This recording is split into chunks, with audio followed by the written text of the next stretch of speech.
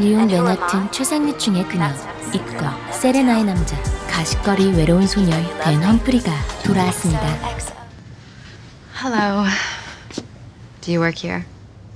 Guilty. 그의 취향은 일관된 것 같은데요.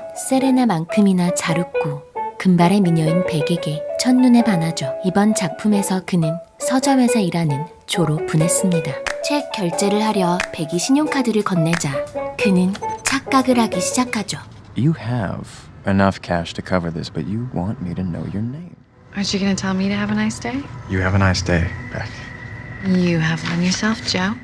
이렇게 둘은 통성명을 하고 백이 서점문을 나서도 그녀를 빤히 관찰하는 조. 그의 세상에 백이 들어왔다고 여기죠.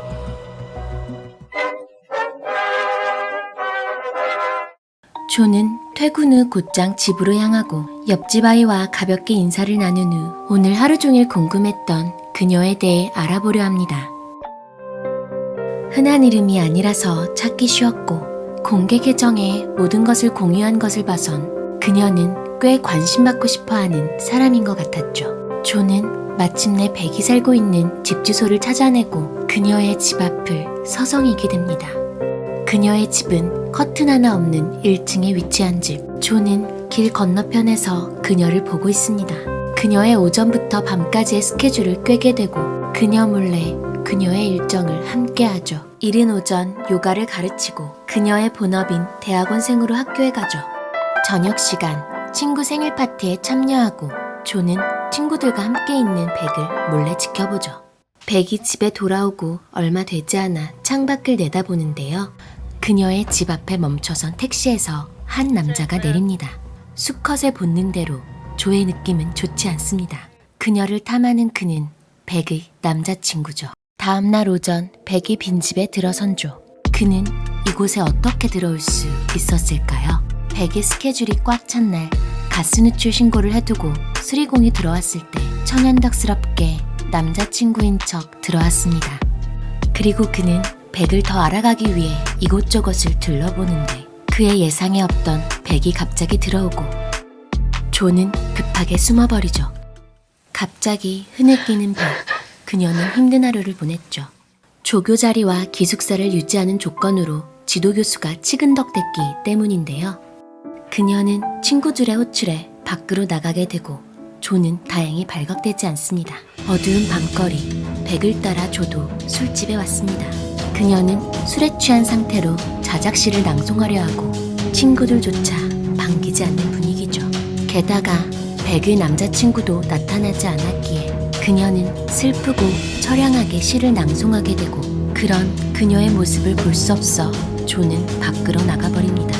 지하철을 기다리는 조의 시야에 비틀거리며 걷고 있는 백이 보이는데요. 이 장면 왠지 익숙하지 않나요? 술에 취해 위태롭게 서있던 그녀를 구한 견우. 긴 생머리를 씹어먹어도 예쁜 엽기적인 그녀와 우연히 만났었죠. 여기 뉴욕에서도 술에 취해 아슬아슬해 보이는 그녀가 있습니다. 남자친구에게 문자를 보내느라 정신이 없던 그녀는 조가 우려한 대로 선로에 떨어지게 되는데요. 조는 곧장 달려가 침착하게 대처하며 백을 구해냅니다. 머리에 종이 울리고 로맨스 장르를 제대로 달려보려 하는데 Oh my god, I am so sorry. No, it's fine. It's fine. I hated this jacket. 백은 조를 기억해내며 자신을 기억하는지 묻고 조는 능청스레 이제서야 기억난 듯 말하죠. 둘은 함께 택시를 타고 시를 사랑하는 젊은 작가 지망생인 백의 마음을 흔든 꽤 낭만적인 대화를 이어가는 조. 둘의 분위기가 무르익어 키스를 하려는 찰나 백의 남자친구가 등장하죠. 백의 연락처를 물었지만 휴대전화를 잃어버렸다며 이메일 주소를 알려주고 인사하는데요. 택시에서 내리자 감춰두었던 그녀의 휴대폰을 꺼내죠. 잠금 설정도 되어 있지 않은 허술한 백의 폰을 보며 다치기 쉬운 그녀를 지켜줘야겠다고 결심합니다. Let me help you. 조가 손을 흔들며 누군가에게 반갑게 인사하는데요. 그는 백의 남자친구 벤지였죠. 수제소다 회사를 운영하는 벤지는 뉴욕 매거진 직원과의 미팅으로 알고 소다를 들고 왔죠. 조는 어렵지 않게 벤지를 유인해 자신의 아지트로 안내합니다. 무언가 잘못되었다는 직감에 그는 뒤를 돌아보지만 이미 늦은 후였죠. 서점의 지하실은 가치가 높은 책들을 보관하는 곳이었는데요. 이곳에 벤지를 기절시켜 놓고 가둬두었죠. 막상 가둬두었지만 사실 뭘 해야 할지 계획을 짜지 않았는데 벤지는 그녀를 가볍고 허영심 많은 싸구려 여자로 묘사하는 바람에 조의 심기를 거스르게 되고 땅콩 알레르기가 있는 벤지를 손 하나 까딱하지 않고 죽여버리죠. 벤지의 죽음으로 연락이 두절되자 백은 조에게 마음이 가고 마침내 그토록 원하던 백을 얻게 되죠. 둘은 서로 사랑에 빠지게 되고 이대로 행복이 영원히 지속될 것만 같았죠. 그런데 여기 이 커플의 행복을 달가워하지 않는 인물이 나타나죠. 백의 절친인 피치입니다. 그녀는 이상하리만치 백의 데이트를 회방 놓았는데요. 조를 깎아내리는 말을 하며 백이 헤어지길 바란다거나 갑자기 아프다며 데이트 중인 백을 호출하기도 했지만 꾀병이었죠. 조는 피치가 궁금해지기 시작했고 그녀의 노트북을 훔치게 되는데요. 노트북을 여니 백의 이니셜로 된 파일이 있었고 그 파일엔 백의 사진들과 영상이 가득했는데요. 그녀는 무서울 정도로 백에게 집착하고 있었죠. 피치는 조를 떼어놓기 위해 뉴욕에서 떨어진 별장으로 백을 부르고 심신이 힘드니 돌봐달라고 했는데요. 그녀가 걱정되어 왔던 백은 피치의 거짓말에 질려 별장을 떠나고 백을 따라온 조는 피치에게 발각돼 죽을 위기에 처했습니다. 쓰러진 척 연기하던 조는 피치와 몸싸움을 벌이게 되고 매서운 총소리가 사방에 흩어진 후 끝이 나죠. 피치는 자살로 위장되어 죽음을 맞았습니다. 노트북에 쓰여진 그녀의 유서와 약물들이 증거가 되었죠. 피치가 죽고 난 후 잘 지낸 듯 보였지만 백은 견디기 힘들어하며 심리치료를 받아야겠다고 말합니다. 막상 알겠다고는 했지만 최근 들어 그녀의 행동이 좀 이상하죠. 하트를 3개나 보낸 끈적한 대화를 본 조는 간만에 백을 미행하게 되고 오랜만에 미행한 탓인지 당사자에게 걸려버리죠. 조는 상담사와 바람피는지 묻고 백은 문자 메시지에 집착한 조에게 화를 내고 이별을 고합니다. 백과 헤어지고 조를 좋아하는 캐런과 사귀게 되는데 동네 밤거리를 거닐던 중 백과 마주치죠. 잊으려고 애썼는데 예고도 없이 나타난 백을 보자 그녀를 보고 만지고 느꼈던 모든 추억이 조를 애웠습니다. 조는 쿨하게 그녀를 대했지만 마음은 그러지 못했죠. 조가 그리웠던 백은 일부러 그의 동네에 기웃거렸던 것인데요. 그래서 조와 백은 다시 재회하게 됩니다. 다시 한번 사랑을 확인한 둘. 그런데 백이 눈을 뜨고 보니 벤지가 갇혔던 유리 케이지에 갇혀 있습니다. 조는 도대체 왜 백을 이곳에 가둬둔 걸까요? 섬뜩하지만 애절하게 그녀를 바라보는 조. 과연 그들에게 무슨 일이 있었던 걸까요? I love you, Joe. I love you too. 사랑을 재확인한 백과 조. 뉴욕의 아침은 밝아오고 조는 사랑하는 백을 위해 아침을 사러 가죠. 백은 조를 기다리던 중 노크 소리에 나가보고 조에게 빌린 책을 돌려주러 온 옆집 아이 stranger. 파코에게서 흥미로운 이야기를 듣게 되는 백. I forgot it was still in the ceiling. In the ceiling. Yeah, above the toilet. He said it was a good place to hide things. 호기심이 생긴 백은 변기 위로 올라가 천장의 뚜껑을 열고 조의 보물상자를 찾아내죠. 열지 말아야 할 것을 열게 된 백. 그 속엔 백의 속옷과 다이어리, 잃어버린 줄 알았던 백의 휴대폰, 벤지와 피치의 휴대폰과 통에 든 치아들을 보자 소스라치게 놀라며 조의 실체를 알게 됩니다. 때마침 아침을 사들고 온 조에 의해 발각되고 결국 그녀는 유리 케이지 안에 갇히게 되었죠. 유리 케이지에 갇힌 그녀가 할 수 있는 건 조가 마련해준 타자기로 글 쓰는 것밖에 없었죠. 그녀는 늘 작가가 되고 싶었지만 방해 요소가 많아 글에 온전히 집중할 수 없었는데 마침내 자신의 경험담으로 소설 하나를 완성합니다. 그리고 그녀의 작품은 유작이 되어 세상에 알려지죠. 탈출을 시도하려다 조에게 죽임을 당했고 백과 바람을 피웠던 상담사 니키가 체포되며 이번에도 조는 완전 범죄를 만들어냈는데요. 조가 한 일을 니키로 이름을 바꿔 쓴 소설은 조를 설득해 케이지를 벗어나려 했던 백의 처절한 몸부림이었죠. 그러나 조가 모든 혐의를 벗을 수 있도록 만든 결정적 증거이자 단서가 되었습니다. 백을 떠나보내고 4개월 후 Hello there. Who are you? 서점에 들어선 여성에게 관심을 갖는 조. Hey, bunny. Candace. Here. Alive. 조의 전 여자친구 캔디스가 돌아오며 시즌 1은 끝이 납니다. 캔디스.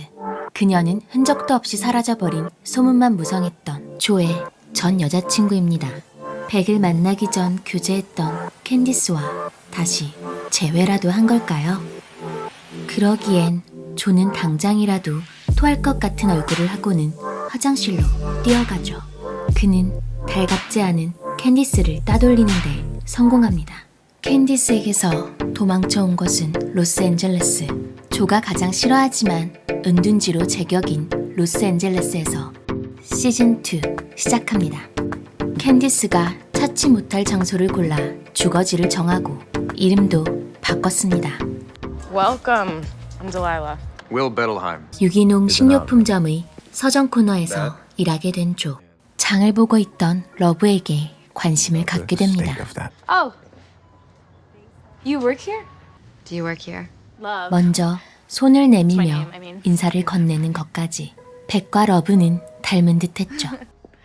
백과 달리 러브는 능동적인 면이 돋보이는 여성인데요. 어나브린에서 요리사로 일하는 그녀는 조를 위해 요리도 해주는 등 적극적으로 다가갑니다. 사별의 아픔을 털어놓은 러브와 옛사랑의 아픔을 이야기한 조. 둘이 가까워지는 계기가 되죠. 사실 조는 로스앤젤레스에 정착할 생각이 없었습니다. 캔디스를 피해 당분간 멕시코로 도망갈 예정이었죠. 그래서 신분 세탁을 도와줄 사람과 접촉하고 가짜 신분을 사는 대신 윌 베테라임이 되기로 합니다. 조는 새로운 곳에서 새로운 유리 케이지를 만들고 윌을 가둬두고 윌 행세를 하기로 하죠. 그런데 문제가 하나 생겼는데요. Bettelheim? 오래전 다크웹에서 만나 돈 먹튀를 한 윌을 찾아온 한 남자. 친절하게 악수를 건네며 5만 달러를 요구합니다. 오늘 안으로 5만 달러를 구하지 못하면 손가락을 되찾을 수 없을 거라 웃으며 협박하죠. 밤이 깊어지자 제스퍼에게 5만 달러를 주겠다며 창고로 부른 조. 약속대로 제스퍼는 조의 손가락을 잘 보존해 들고 왔습니다. 조는 사실대로 털어놓고 제스퍼에게 진짜 윌 베테라임을 데려가라고 말하지만 제스퍼는 조의 또 다른 손가락을 노리죠. 조는 자기 방어를 하다 로스앤젤레스에서 첫 번째 살인을 저지르게 됩니다. 손가락을 잘 봉합한 뒤 러브를 찾아가죠. 러브는 조와 사귀길 원하는데 사랑에 상처가 있다며 그녀와 우선 친구로 지내기로 하죠. 친구로 지내기로 해놓고 그녀를 보며 사랑을 나누는 생각을 서슴없이 하죠. 조는 플라토닉 사랑이라며 자신의 사랑법을 고귀하게 여깁니다. 러브는 어나브린의 요리사이자 이 고급 유기농 식료품점의 딸이기도 하죠. 글로벌 브랜드인 어나브린. 러브는 상당히 부유한 유명 가문의 딸이었는데요. 그녀에겐 쌍둥이 남동생인 포티가 늘 골칫거리였죠. 포티는 한때 영화제에서 수상한 적이 있지만 알코올 문제와 감정 기복이 심해 제작자들이 기피하는 대상이었죠. 영화 관계자들 파티에서 외면받아 술주정을 부리는 포티를 잘 달래 집에 데려와 러브의 속사정을 알고 그녀와 깊은 관계로 발전합니다. 러브 부모님의 30주년 결혼기념일 파티에 초대받은 날 포티의 여자친구를 보고 경직되어 버린 조. Amy Adam. Nice to meet you. 조는 왜 캔디스를 피해 다니는 걸까요? 캔디스가 이별을 고하자 그녀를 결박해 야심한 밤 산으로 피크닉을 왔던 조.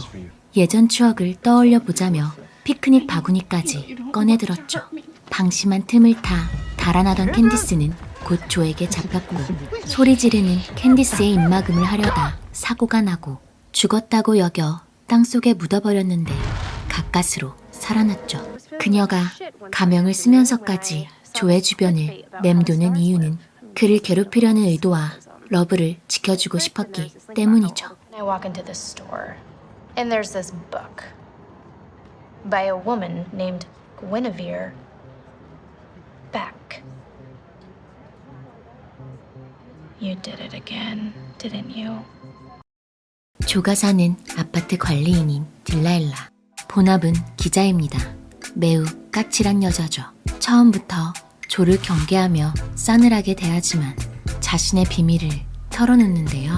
17살 때 유명 코미디언인 핸더슨에게 성폭력을 당한 적이 있지만 뚜렷한 증거가 없어 핸더슨의 추악한 진실을 캐고 다니죠. 딜라일라에겐 15살 여동생이 있는데 조는 핸더슨을 쫓아다니는 엘리가 걱정되어 보호하기로 마음먹습니다. 엘리의 핸드폰을 실수로 망가뜨려 보상으로 새 것을 사주며 그 안에 스파이 앱을 깔아 엘리의 일거수일투족을 파악하죠. 엘리가 늦은 밤 핸더슨의 집으로 향하는 것을 미행하고 주스에 약을 타 엘리에게 먹여 나쁜 짓을 하려던 핸더슨을 감금해 자백을 받아내려는데 도망쳐버리죠. 절박하게 탈출하려던 핸더슨을 제압하려다 뜻하지 않게 조는 또 한 번의 살인을 저지른 셈이 되었습니다.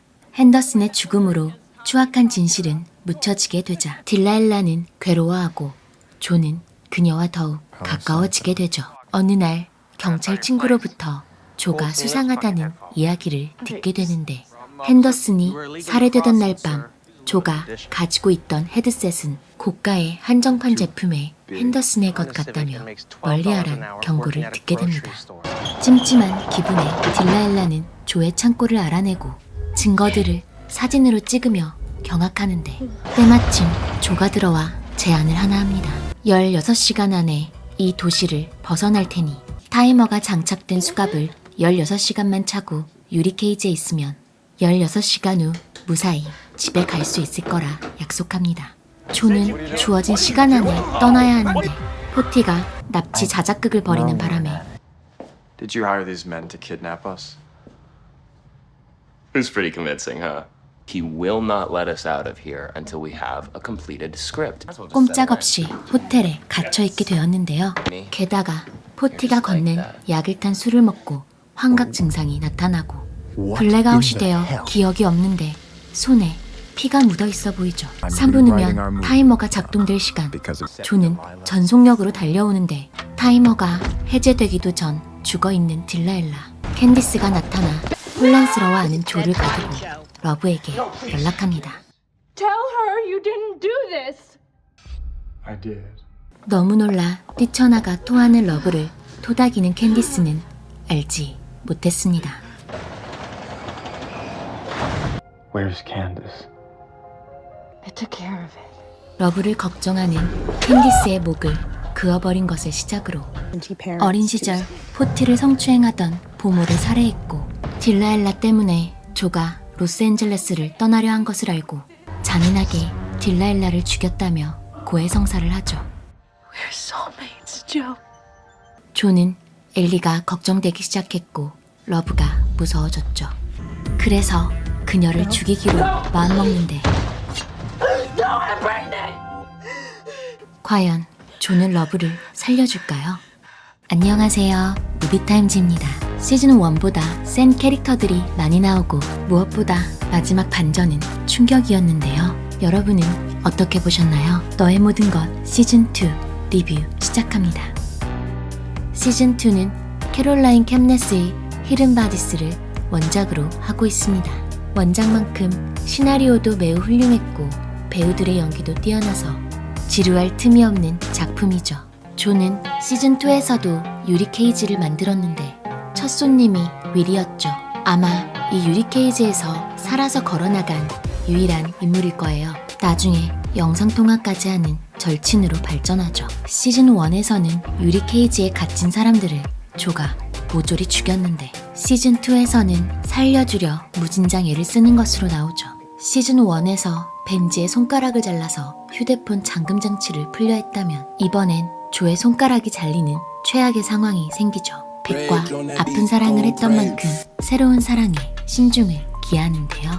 어나브리는 백이 입고 있던 너바나 밴드 티셔츠의 스펠링을 거꾸로 나열한 것이죠. 백은 이 티셔츠를 입고 유리 케이지에 갇혔고 죽음을 맞았죠. 그리고 조는 어나브린에서 일하는 러브와 사랑을 시작했는데요. 원래는 멕시코로 떠나려 했던 그가 로스앤젤레스에 있기로 마음먹은 건 러브에게 첫눈에 반했기 때문이죠. 그녀가 있는 어나브린에 취직하고 러브를 언제든 볼 수 있는 거리에 집을 찾아 망원경을 설치해 그녀를 관찰하는 스토킹은 여러 번 반복되는 우연을 가장한 운명적 만남으로 이끌었죠. 러브에 걸맞는 남자가 되고 싶어 주변인들을 죽이는 대신 유리멘탈인 포티 베이비시팅까지 했었죠. 실상은 조의 모든 실체를 알고 있던 러브. 그래서 러브는 조를 더 사랑하지만 모든 것을 다 알게 된 조는 그녀가 버겁습니다. 러브는 대단한 가문의 딸이지만 부모의 무관심 속에 살았고 어린 동생을 지켜야 한다는 명목으로 보모를 살해했죠. 조의 유년 시절도 별반 다르지 않습니다. 가정폭력을 일삼는 아빠를 죽이고 엄마를 구했다고 믿죠. 감당이 되지 않았던 엄마는 조를 위탁시설에 맡겼고 조는 소련 교도관 출신 서점 주인 무니에게 맡겨져 학대받으며 유년 시절을 보냅니다. 그래서 그는 아이들을 보호하고 싶어하고 기꺼이 키다리 아저씨가 되어주죠. 시즌 1에서는 엄마의 남자친구에게 학대받는 옆집 아이 파코를 구하려다 론을 죽였고 시즌 2에서는 엘리가 걱정되어 핸더슨 집에 잠입해 핸더슨을 죽음에 이르게 하죠. 또한 러브가 엘리를 해칠까봐 엘리를 멀리 보내고 생활비 지원을 합니다. 사랑을 위해서라면 살인도 마다 않고 지켜내려는 섬뜩한 사랑법까지 사이코패스인 조와 너무나도 닮은 러브. 앞으로 이 커플은 어떻게 사랑을 지켜갈까요? 아이를 가졌다는 말에 러브와 잘 지내보겠다 다짐한 조는 I love you. Still? More. 영원한 사랑을 약속합니다. 시나리오를 쓰면서 백이 쓴 책에 관심을 갖고 퍼즐을 풀어나가다 백을 죽였다는 누명을 쓰고 복역 중인 상담사 니키도 찾아갔죠. 그리고 포티는 직감합니다. 조가 사이코패스라는 것을. Look around him. People disappear. I have to save you from a literal fucking serial killer. Joe, you're late. 울부짖는 누나의 만류에도 조를 향해 총구를 들이대는 포티.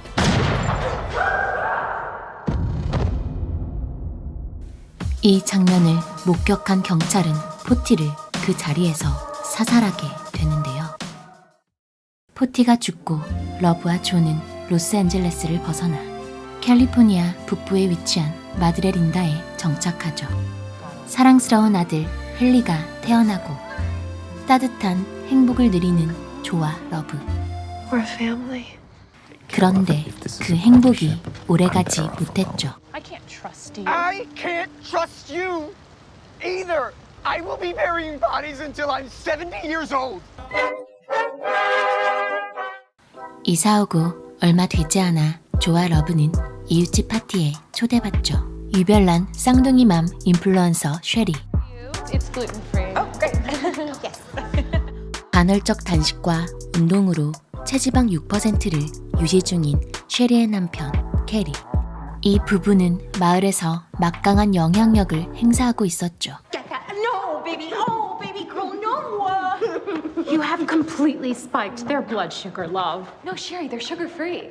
There's sugar in raspberries. And we don't let them eat fruit. 새로운 출발과 좋은 학군 때문에 이사온 곳이었지만 가식에 까탈스럽기까지 한 이웃들과 좀처럼 어울리지 못했죠.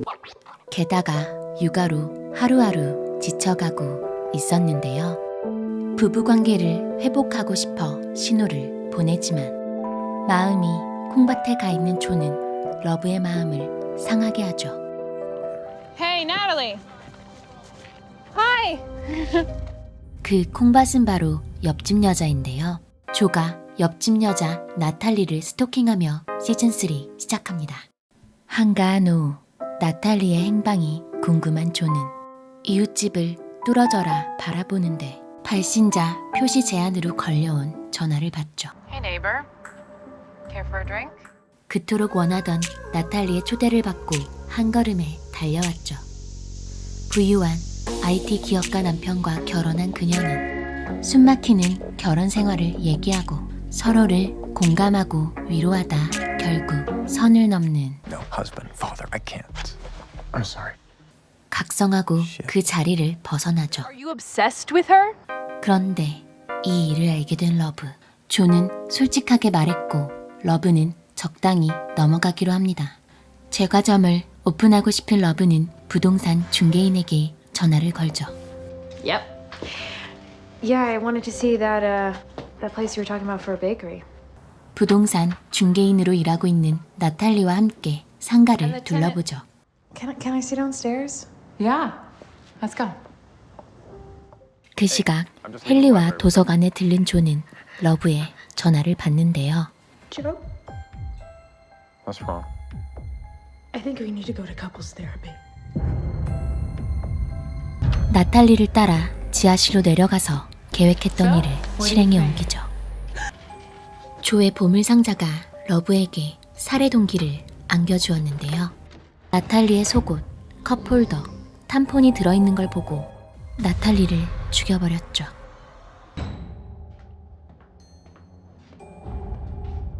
What did you do? What did you do? 막상 죽여놓고 우왕좌왕하는 러브와 달리 신속하게 알리바이를 만들고 뒤처리를 시작하는 조.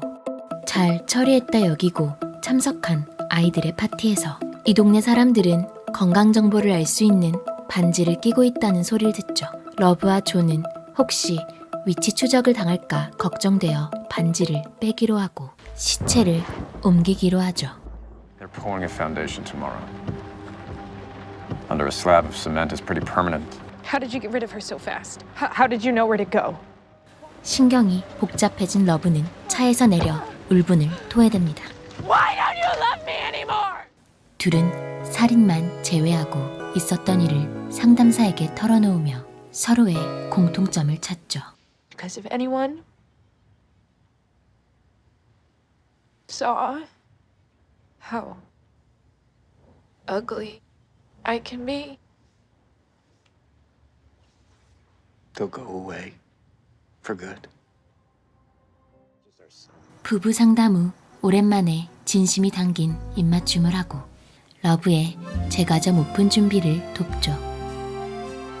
이번에도 유리 케이지를 만들었는데요. 용도는 반죽과 숙성을 위한 것인데 과연 재료들만 보관될까요?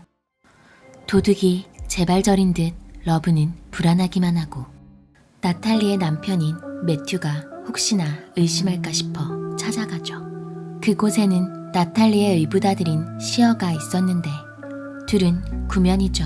장보러 나온 유부녀를 보고 첫눈에 반한 대학생. 혈기왕성한 능글맞은 눈빛에 러브는 애써 선을 긋는데요.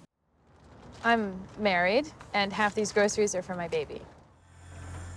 Somehow, I chose the perfect place to be normal in. I love it here. 의심을 피하기 위해 도서관에서 일을 시작하고 그녀의 상사 메리앤에게 꽂히게 되죠. 조용하고 평화로운 교회 마드레 린다에서 이웃집 여자의 실종 사건은 뜨거운 이슈가 되었는데요. 주민들은 실종 신고 전단지를 붙이러 다니고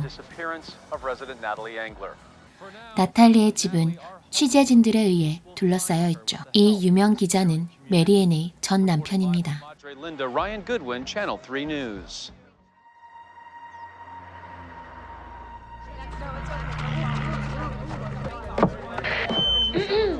Hi, can you guys hear me okay? Hi.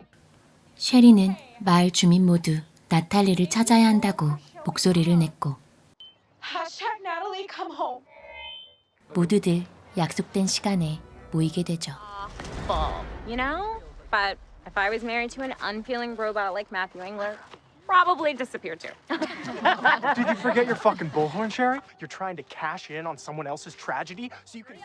러브가 달려와 시어를 말리고 쉐리를 위로하는데 이 사건의 계기로 쉐리와 베프가 되죠. Joe, I'm at the hospital. Henry has the measles. Is there medicine? For the fever.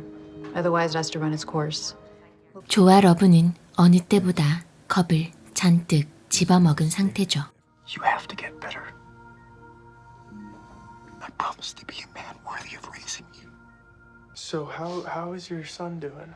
He's not okay. Some fucking brain-dead anti-vaxxer got him sick. 러브가 걱정되어 저녁을 사온 시어에게서 위로를 받죠. 심하게 앓다가 퇴원하게 된 헨리. 다시 소중한 행복에 감사하죠. 헨리가 아프고 나서 백신 반대주의에 대한 기사를 보고 있는데 이웃 주민인 길이 찾아오죠. Can't tell you how sorry we are for exposing Henry. Both your daughters had measles? 백신 반대주의 성향을 가진 길 같은 사람들 때문에 헨리가 홍역에 감염되었다며 분노한 러브는 둔기로 길의 머리를 내려치죠. 다행히 가벼운 타박상으로 정신이 든 길. 친절하게 웃으며 얼음을 내미는 조. 이 모습을 감시 카메라로 보고 있는 러브. So what do you say, bygones? Bygones. He's lying. No doubt in my mind, he'll go straight to the police. 이 부부는 길을 협박하기로 마음먹고 러브는 길의 뒷조사를 해 약점을 캐내죠. 길의 아들은 과거에 여대생 성폭행의 가해자였는데 그의 아내는 이 사건을 합의보기 위해 기부금을 횡령했죠. 아내의 횡령과 아들이 또 한 번 성폭행을 저질렀다는 것을 조를 통해 알게 된 길은 제대로 된 아빠 노릇을 못한 것을 자책하며 스스로 자살을 선택합니다. Joe, I have a plan. 그리고 러브와 조는 길에게 이 모든 것을 덮어씌우기로 하는데요. 나탈리와 내연 관계였고 결말은 치정살인 및 자살로 꾸미죠. 조가 만든 길의 유서는 꽤 그럴싸한 설득력이 있었고 숲에서 길의 지문이 묻은 도끼가 발견되는데요. 길의 시신도 매달아 놓는 것 또한 잊지 않았죠. 이로써 수사는 종결되었지만 단 한 사람, 매튜는 진범이 따로 있을 거라 믿죠. 러브는 시어에게서 매튜가 CCTV를 보며 진범 찾기에 빠졌다는 것을 듣고 어릴 적부터 온갖 매스컴 노출이 잦아서 상처가 많다며 정보를 찾아달라 부탁합니다. 시어는 조가 나탈리 차를 끌고 나가는 영상을 발견하고 러브를 찾다가 유리 케이지에 갇힌 쉐리 부부를 보게 되죠. 쉐리와 급속도로 친해진 러브는 콘라드 부부를 초대하고 소홀해진 부부관계 상담을 받다 감정이 격해져. I killed Natalie for you! 콘라드 부부가 들었을까 무기를 들고 2층으로 향하고 캐리가 근육으로 조를 제압하는데 사이코패스 부부에겐 당해낼 재간이 없었죠. 러브는 이들을 가둬두고 총 하나를 던져주죠. New rules. One of you takes this, shoots the other. I let whoever lives out. 러브가 자리를 비운 사이 시어가 나타나자 열쇠 좀 찾아달라고 애원하고 열쇠를 찾다 러브를 만나 조가 살인범이니 어서 함께 도망치자고 하죠. 시어의 제안을 거절하고 둔기로 내리쳐버립니다. 한편 메리앤과 깊은 사이가 되어 미래까지 약속하게 된 조는 저녁 식탁 앞에서 바람났냐고 추궁하는 러브에게 너도 대학생이랑 바람 폈고 나도 그러니 이혼하자고 합니다. I want a divorce. 분노한 러브는 조의 휴대폰으로 메리앤을 초대하고 러브가 문을 열자 당황한 메리앤. 메리앤을 맞이하기 전부터 착장하고 있는 흉기. 바닥에 널브러져 있는 조는 메리앤을 도울 수 없는 상태죠. 과연 조와 메리앤은 러브에게서 무사할 수 있을까요? 안녕하세요. 무비타임즈입니다. 오래도록 기다렸던 시즌3가 드디어 나왔습니다. 시즌2보다 수위가 높아지고 사회적 이슈가 되는 것들도 많이 등장하는데요. 그럼 리뷰 시작하겠습니다. 나탈리 실종 사건 때 메리앤은 백인 여성 신드롬이란 말을 하죠. 백인 여성이 사라졌기에 이만큼 사람들이 관심을 가져주는 거라고요. 아마 다른 인종이었다면 묻혔을 사건이라며 씁쓸함을 내비치죠.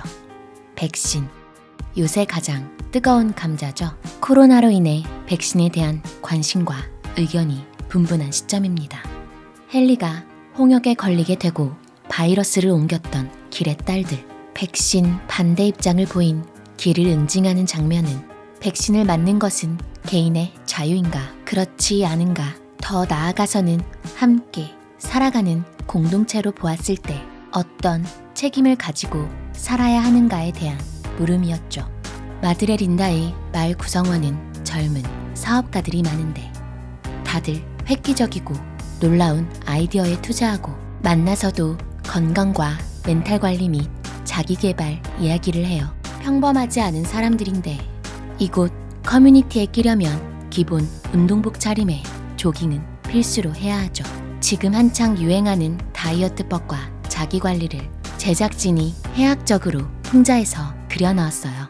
그래서 말도 안 되게 멘탈 관리한다고 숲속에서 남자들끼리 위통 벗고 사냥하는데 강한 척해도 아직 자아는 자라지 못한 어른아이에 지나지 않았죠. 시즌1을 보면 조가 상당히 사이코패스라고 생각했는데 시즌을 거듭할수록 러브가 더 사이코패스에 가까워 보이죠. 조는 자신의 관점에서 정말 없어져야 할 사람을 살인하죠. 그리고 상당히 계획적입니다. 반면에 러브는 마음이 불안정할 때 충동적으로 공격성을 드러냈죠. 어린 시절 정서적으로 보호받지 못한 조와 러브는 가족에 대한 애착이 남다르죠. 가족을 지키려고 살인 및 시신유기까지 하게 되는데 그 과정에서 부부관계는 위태로워지고 부부 상담 및 갖은 노력을 했으나 극복하기 힘든 결혼 생활의 딜레마에서 둘은 행복하지 않았죠. 이번 시즌에서 시신 은폐만 할 줄 알았던 조는 전 남편과의 양육권 다툼으로 괴로워하는 메리앤을 위해 그녀의 전 남편을 죽이죠. 헨리를 죽은 아들의 환생이라고 믿는 장모와 미들네임을 포티로 지어 자꾸 포티로 부르는 모녀 때문에 미칠 지경이었던 조. 결국 정신이 온전치 못한 장모는 술을 진탕 마신 상태로 헨리를 데리고 음주운전을 하고 애정을 쏟았던 포도농장이 이혼 소송 중인 남편에게 넘어가자 홧김에 불질러 버리는 사건이 생기며 알코올 중독 치료 재활센터에 들어가게 되는데요. 센터에 데려다 주는 길에 도티는 아주 의미심장한 말을 하죠. 사별했다던 러브의 전 남편이 병으로 죽은 게 아니라 이혼을 요구해서 러브가 죽였을 거라는 뉘앙스로 말이죠. 과연 러브는 이혼을 요구하는 두 번째 남편 조를 살려둘까요? 이혼하자는 얘기를 듣고 당황한 러브. 마침 헨리의 울음소리가 들려 자리를 벗어나죠. She may come back with Henry or a machete. 조는 스스로를 신변보호하기 위해 요리칼을 집어 숨기는데 러브는 조가 요리칼을 집을 거란 걸 알고 독극물을 묻혀두었죠. Oh no, no, no, no, no, no. Do I need to point out that none of this would be happening if you hadn't grabbed a weapon? 조가 마비 상태로 쓰러지자 메리앤을 불러 죽이려고 했으나 메리앤이 좋은 사람인 걸 알아본 러브는 계획과는 달리 메리앤을 순순히 보내줍니다. I'm not the problem. My husband is the problem. 칼을 날카롭게 갈아 조의 목을 베려는 그때 really think that I wouldn't start to wonder what you were growing in the garden? 투구꽃을 잔뜩 심고 있었던 러브. 의심이 많았던 존은 해독제를 알아내 미리 먹어두었고 만일을 대비해 투구꽃에서 독을 추출해 주사액도 만들어 두었죠. A paralytic. It slows the heart. You did this to yourself. 러브의 심장이 멈추자 유서를 조작하는 조. I do what must be done to protect my family. I killed the adulterer next door. I framed the anti-vaxxer who sickened my child, hunted down the reporter who threatened us. I trapped the couple who tried to sabotage us.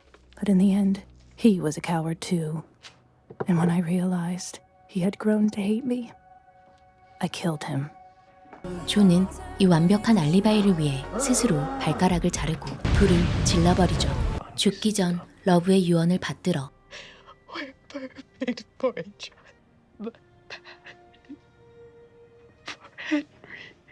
입양을 원했던 도서관 동료인 단테 커플에게 헨리를 두고 떠납니다.